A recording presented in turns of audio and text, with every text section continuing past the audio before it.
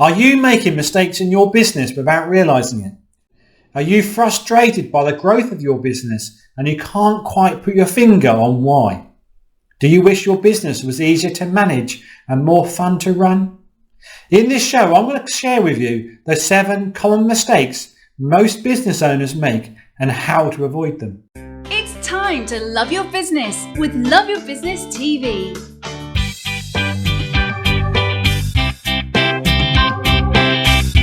Here's your host, Adrian Peck. Hello and welcome to Love Your Business TV. I am Adrian Peck. I'm the owner and founder of Better Never Stops. We deliver business advice and coaching programs to entrepreneurs and business owners. The reason I get up every day is to inspire and empower the wonderful business owners like you to build successful and sustainable businesses that make a meaningful impact in the world.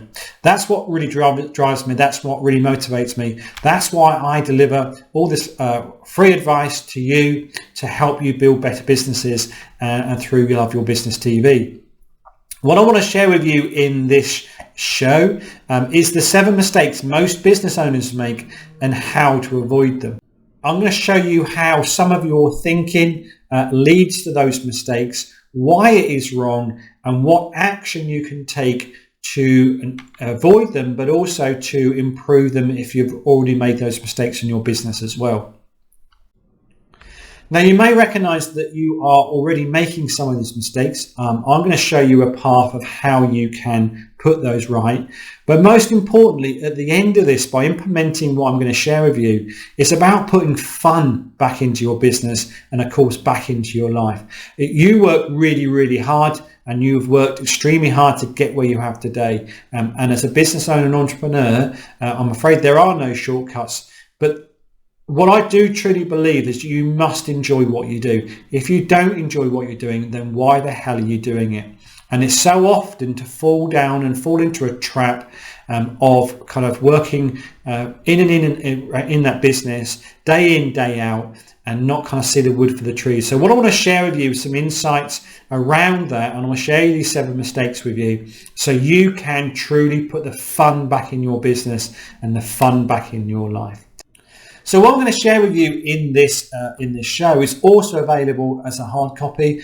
We've got a 7 steps or 7 mistakes most business owners make and how to avoid them. It's a PDF guide that you can have and download, and I'll make sure a copy of it is also in the show notes.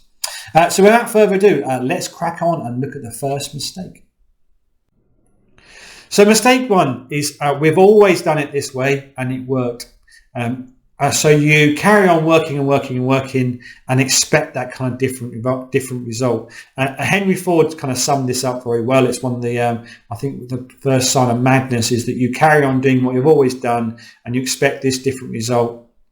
If you always do what you've always got, you'll always get what you've always got is the adage from it. So as your business has evolved, your industry and your products, they have changed as well. Therefore, your business must change to reflect that as well. Also, people change. The people within your business have changed. Your customers have changed. Invariably, you're dealing with some different customers now than you ever have done as well. As your business has grown. And the other key part to it, of course, is that you've changed. Since from when you first started your business to where you are now, you have changed, and you've probably changed a great deal. Certainly with the business owners that I work with, you can see that progression of how they've changed even in the time that I work with them. So this is kind of a big fundamental mistake that you could be making, that you carry on doing what you've always done and you expect that different result. So what action can you take of it? And it's 2 parts to this really. The first part of it is about having personal goals. Is you need to have some personal goals that are really around your purpose, what it is that you want to achieve, and also what's stopping you doing it as well. So that's kind of the first part, is about having personal goals. And you must have a plan that's going to address those goals as well. The second also is about having business goals. So it's important that you align what you want to achieve personally also then with your business as well. And therefore, what does success look like for your business? When do you want that to happen and on what scale? What's got to be done in order you to start to start realizing that success as well? What steps have you got to take in your business to do it? And again, what's stopping you? What's holding your business back from achieving those business goals? So you've got two parts of this first mistake. The first one is about having personal goals. The second part is about having business goals. The two of them are intrinsically linked, and please don't mistake that, because you've got to have your personal goals and you've got to have your business goals that form part of it as well. So the second mistake is that I'm the only one that can do the job right. Now, one of the kind of inherent traits that you have as an entrepreneur is you have this kind of perfectionist trait, and I see it time and time again with the entrepreneurs I work with. And you also have very high standards. It's one of the things that has driven you to be so successful, is about this perfectionist, these high standards that you have. The challenge that you have within that is that those two things will really grate and have a great deal of friction against you really want to scale and progress your business and grow your business. Because what it does is it means that only you can do these jobs, and that really isn't going to work. You have to let go. You have to allow other people to take control of it. Now, I know that you're the only one that deeply cares about your business. That's never going to change, so kind of get over it and move forward it. But time is also your greatest challenge. If you carry on only you doing everything, you will just not get it done. You have to expand that resource. You have to increase your capacity. The only way you can do it is, one, is you work 24/7. You don't sleep, you don't eat, you don't do anything else, which of course is impossible. Or you have to gain yourself more time. The best way you gain more time is by increasing the number of size and the size of your team. So what is action you can take? What I want you to start thinking about is the mindset of a conductor in an orchestra.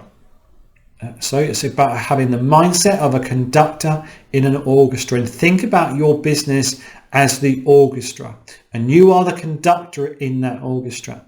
How often do you see the conductor all of a sudden stop what he's doing and going off and start playing an instrument? It just doesn't happen, does it? The conductor stands at the front of his orchestra. He sets the tempo and the pace of what they're doing. He knows that piece of music, emphatically. He knows it deeply. He's very passionate about it. But he gets his team to deliver the result.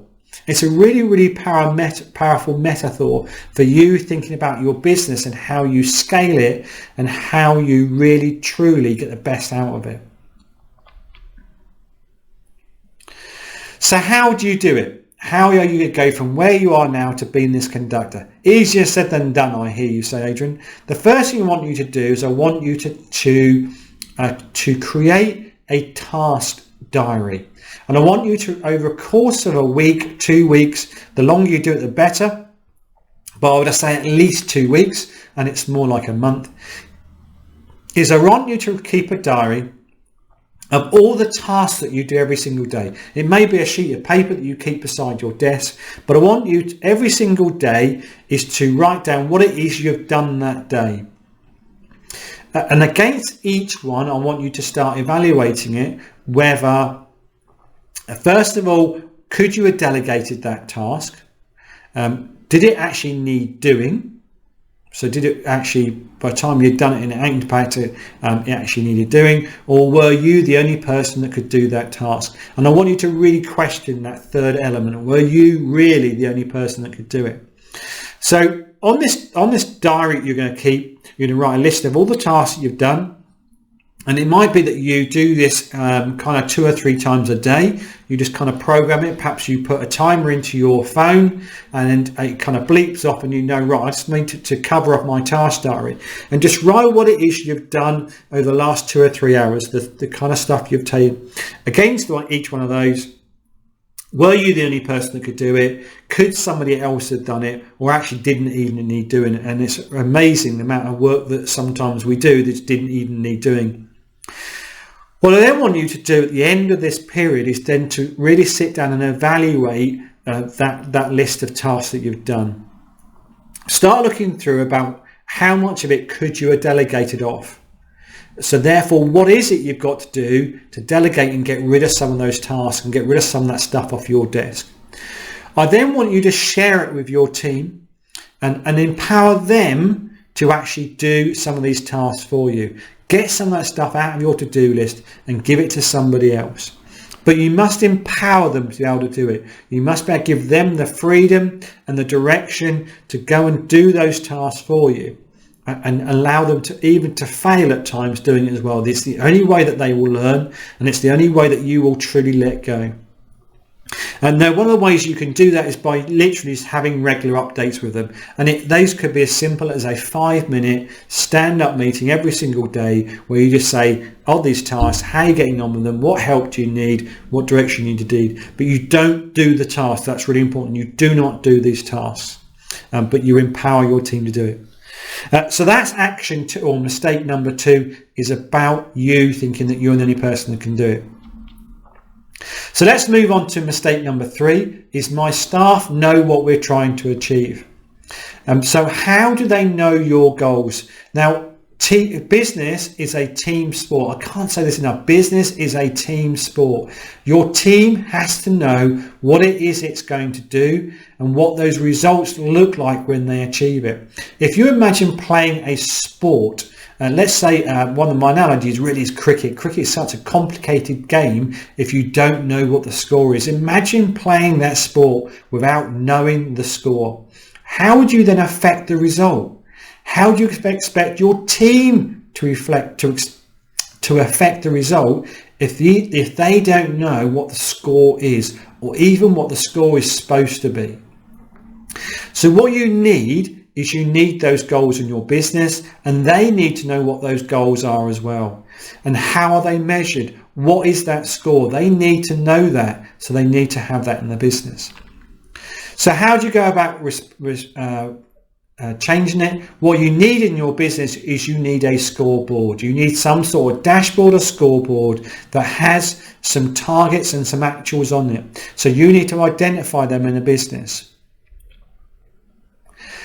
But you need to keep it really simple. You need to create your goals and have the targets and results against them. You need to discuss and display those in a prominent place. And ideally, you need to have rewards around achieving those goals as well. But keep it simple. Even the rewards, keep it simple. We run some stuff with one of my business that I work with. We have a Fish and Chip Friday, where on a weekly basis or even a fortnightly basis, if they achieve the results they're set out to do, he buys them fish and chips on a Friday. Not a massive thing, not a huge cost of business, but by golly does it go down well. It can be as simple as just saying thank you and recognition for an individual or a team that has performed and done their results as well. It doesn't have to be complicated. This whole thing doesn't have to be complicated. So the mistake number 4 is, if we increase revenue, we'll make more money. And what you end up doing is you work harder and harder and harder for less money. This is a mistake I see time and time again, where businesses and business owners and even corporations get obsessed with driving up revenue. Revenue really doesn't matter. The key thing in every single business is all about profit. And I've been focused on how much profit you make and not revenue. I've taken scenarios, I've taken businesses through of actually reducing the level of their turnover, the level of sales revenue that they make, and we've ended up making more profit by changing the business and having less emphasis on it. So it's really, really key. And what it is, you need to focus on cash. Cash is absolutely key in your business, and I have a special acronym for cash. So the first C is for costs, A is for assets, S is for sales, and H is for HMRC. So let me just take you through each one separate. So cost is about managing down the costs in your business, whether that's the cost of goods sold or the costs of your overheads. That's the first C. It's about managing costs. And what action have you taken to manage your costs? The second letter then is A, and it stands for assets. So that's about making sure that you are by utilizing your assets well. So about reducing your stock and managing your stock well. It's about managing the cash flow in your business. It's about managing how quickly you're getting paid and how quickly you're paying other people as well. It's about keeping the cash in your business. The third one is about sales. So it's about increasing sales in terms of sales, in the frequency of leads, your conversion of those leads, and the revenue from those leads as well, and the revenue from those sales. Again, there's more detail in the guide on this, but it's so powerful. You get those three sales triangles right. So the fourth one then is H, and it's HMRC. So it's make sure that you are making best use of all the tax efficiencies that you can in your business. You are reducing down your tax burden on the business as much as you can, but also where you have got liabilities, you're putting that money aside in terms of VAT and corporation tax, so you don't have any nasty surprises when you have to pay those. It's about scraping it off the end of each month and putting it into a separate pot, and therefore so you haven't got those nasty surprises. So that's mistake number 4, is always chasing revenue. And what you actually need to do is you need to focus in on cash, CASH. So mistake number 5 is we're so busy we need more staff. And what happens in the business is as they grow older, and kind of where this thinking comes from is as you grow older, the business kind of becomes fat and lazy. And I see it time and time again in the business that I work with, is that your processes, as they grow, you don't ever review them, and they become overly complicated. And what you believe you need to do is kind of hire in more staff. Oh, we're so busy, Adrian, we need more staff, we need more staff, we need more staff. Actually, what you need to do is you need to take the friction out of what you do. And so what I mean by that is you need to make that processes faster and slicker. And by actually taking all those wiggly lines out and all that complication out, you need to have it as easy as A to B. So getting your customer from inquiry through to invoice. And you need to make that as slick as you possibly can and really reduce down all those processes. So how do you do it? You need to do a process review. You need to look at what you currently do. You need to look at every step that you have from sales all the way through to invoice. And then with each step, what you need to do is you need to look at how it adds value. So do you do each step because it adds value to your relationship with your customer? Is it compliant?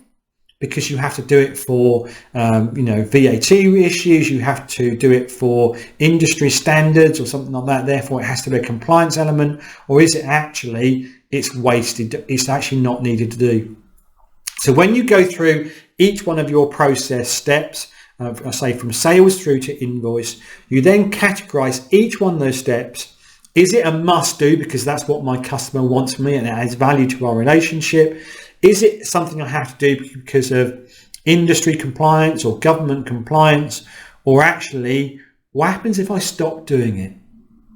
What would happen if I stopped doing this process? What would happen as a result? Would it actually be missed? And you'll be amazed at the number of things that are crept into your process that actually no longer are required. And you kind of do it because that's what you've always done. What you're going to do by doing this process is by taking some of this stuff out, is you're going to reduce that friction, and therefore you'll be able to increase your speed. So again, think about it like a track, like a race around a track.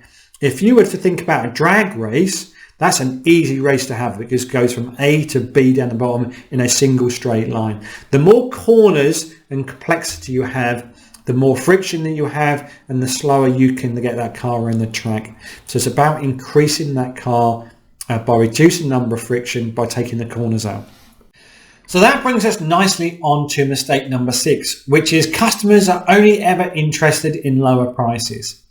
The times I've heard this in about every business that I have worked with, every business owner that I've worked with, constantly tells me, Adrian, my industry is different. Our customers are only ever interested in price. which is absolutely true if you only ever give them an example or an excuse to trade with you because of price. You have to make yourself look different. What I see and what actually happens with every industry and pretty much every product over a period of time is your products become commoditized. There are very few products that aren't. Your customers can always get your products somewhere else, and therefore there's always competition around that price. What happens in every market is that that competition on price becomes intensified, and therefore you get caught into that trap, is that your customers only ever interested in price. Therefore the discounting, you discount it, your competitors discount, and what you end up happening is what I call a race to the bottom. You're only ever going to end up the bottom of the sea because everybody else is in a competition to race that down. The only winner out of it in true form is actually your customer. But over a period of time, even your customer is going to lose out because of that poor price. Therefore, that's going to reduce the service down on those products, going to reduce the cost or the quality of those products down as well. And therefore, it's going to end up at the bottom of the sea and everybody's going to be upset about it. What you need to do is you need to really hone in and identify who your target market is, and really get the bottom of that element to it, because once you understand who that your ideal target market is and who your ideal customers are, therefore you can start really focusing on delivering value and delivering value to your customers. If you cannot deliver value to them, they're only ever going to be interested in price because they look at that kind of, what is it that it's going to cost me? If you give them no other excuse other than price, that's the only other thing they're going to listen to as well. You have to really focus in on who it is that you serve, and you serve well, and therefore you do a great job for them and you add value to that service by really understanding them well. So what you need to do is you need to get a PhD in your customers. You need to talk and listen to them. You need to study your competitors. You need to find ways that you can add value. And you also need to get that market message match right as well. So what your market is wanting, how your message and what you serve goes out there, and then therefore it's a match to what's wanted in that market. And it's really, really key. So get a PhD in your customers, know them inside out, upside down, back to front, know everything that they need, talk and listen to them really, really carefully so you can really understand what problems and solutions that you can solve, and you can increasingly solve for them as well. Make sure you're ahead of your competitors and find more and more ways that you can add value that doesn't necessarily add cost to what you do as well. It's all about adding value and added value. So that brings us nicely on to mistake 7, which is when you're busy, you stop selling. And I see this time and time again in businesses that they have their sales and marketing and they start getting lots of sales in. It all seems to be working very well. And they go, oh, we're too busy at the moment. Let's kind of not do so much sales and marketing. And they go quiet again. And then you kind of go, well, now we're getting quiet now. So you need to turn that sales button back on again. So you start doing it and you kind of have this feast and famine, these peaks and troughs in your sales and marketing and your demand as well.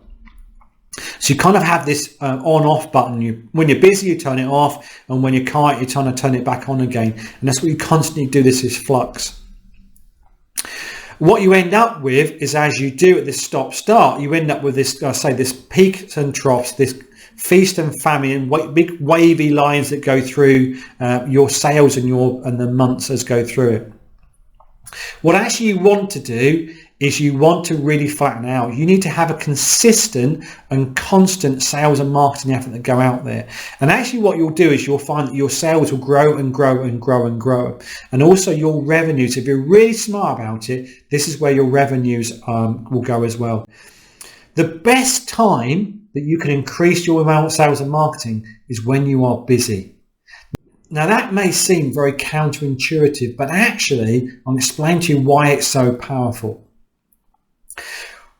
When's the least time that you are likely to increase your price? When is the least time that you're likely to increase your price? Now that's most likely when you're quiet. When you're quiet is when you're most likely to not increase your price, because you feel, because you're now quiet, is you then need to reduce your price down, because you need to get some work in. So you need to reduce your prices. What then happens is you then get busy, and your customer is now price conditioned at your lower cost point. Because the last thing you can do easily, and particularly the mindset, is to be able to increase your prices. You always think about your customers. You will constantly think your customers want to be about decreasing your price. And remember back to our mistake number 6 as well. So when you are busy, you have an opportunity to increase your price, because you're never ever going to do it otherwise. Because if you wait until you're quiet, you're no way that you're going to increase your price. So the best time to do it is when you are busy. And when you're really, really busy, you start pushing those prices up. Therefore, you're going to get more revenue for the same amount of effort. Because your cost of your goods and services haven't gone up, you just put your prices up. So you're going to start making more money. And the more and more that you do your sales and marketing, and the more and more busy you are, the more confidence you'll have to put those prices up and increase those prices, increase your margins. So when you get busy, keep your foot down. Keep your foot down on that sales and marketing, and keep increasing your prices.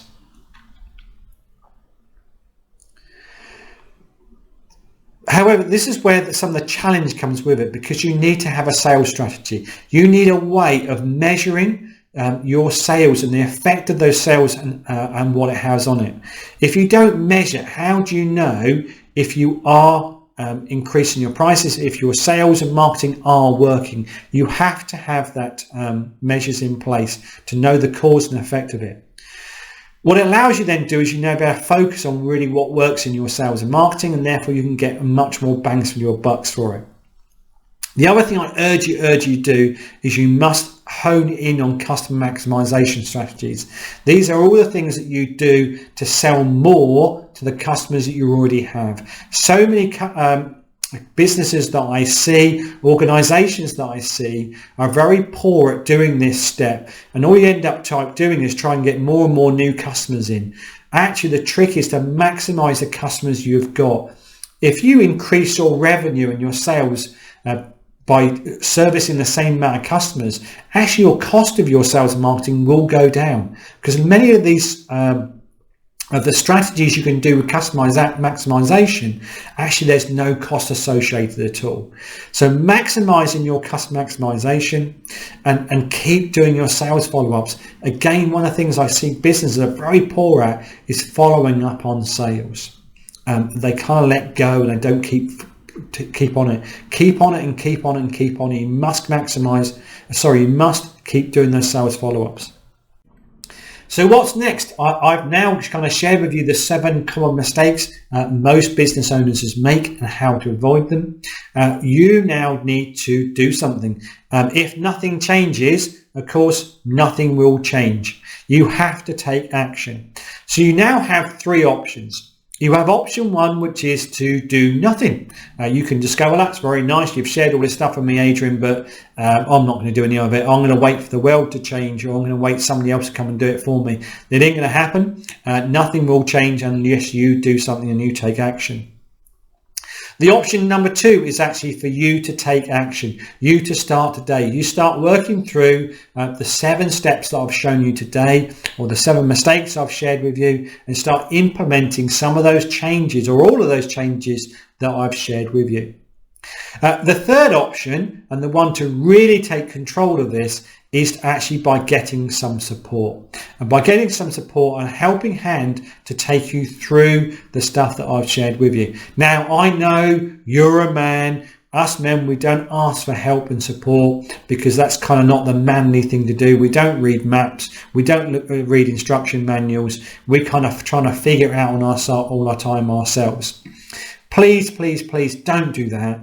The best business owners, the best entrepreneurs in this world know when to get help and support. And that's the difference. That's the difference in taking where they are now to really where they want to be. You see it time and time again in business, in support.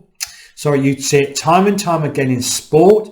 You wouldn't expect a leading sports person not to have a coach, not to have somebody there giving them help and advice to get them better and help them get better and better and better. So what I want to offer you is a personal VIP plan. This is for you and I to spend some quality time together, and I'm going to take you through the steps that I take with every business owners that I work with. We build up what I call a VIP, a vision, income and purpose plan.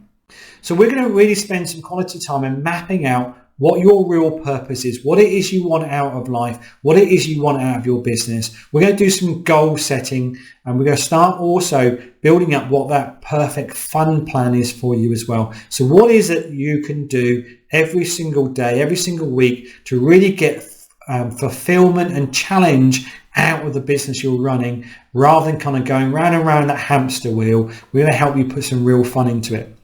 Now, I'm not going to do this for free. What I'm going to do is I'm going to charge you £27 for it. Now, you might think that's a really odd amount, £27 to do it. The reason we do £27 is I am very clear about what my purpose and my mission is in life. I am here to inspire ambitious business owners to make a meaningful impact on the world. And the way that I do it is what I call an impact pyramid. All the things that the people that I work with, the business owners, the entrepreneurs that I work with, and all the great things that happen in my life and my business, I make a meaningful impact in the world. So what I want to do with that £27 is I'm prepared to invest an hour or so of my time helping you. I'm going to expect you to pay £27, and that £27 we're going to go and use it, and we're going to go and help 2 families build a business and run a business on that 27. We're going to provide what's called a micro business loan. Now, £27 to you and I is not a lot of money. To other people in other parts of the world, it's actually quite a lot of money. And by us providing this platform, and we do it through B1G1, is we're allowed to have that impact in the world, and we're going to help somebody else in the world because of it. And I think that's pretty cool. It's something that really, really excites me, and that's what gets me up every day to do what I do, to inspire and empower you to do this great stuff. So there you have it. I'm going to pull this stuff on the show notes below. I'm going to put a link to my calendar. If you want to take me up on that offer of the personal VIP, please do, and we can get that happening. If you want to catch up any previous shows, you can catch on Apple, Spotify, on Love Your Business TV, on Google Podcasts as well. We're also on YouTube and on Facebook as well if you want to catch up on the videos. As I've already said, my ambition my purpose is to inspire ambitious people to live extraordinary lives. When you watch or listen to one of our podcasts or Love Your Business TV shows, we make that impact in the world. So please keep listening, keep doing what you're doing, and we'll carry on inspiring and helping other businesses as well. If you want to reach out to me, my email address is adrian.peck@peckuk. And remember, stay safe, be safe always. And remember, better never stops. And I look forward to speaking to you soon. Love Your Business TV. Thank you.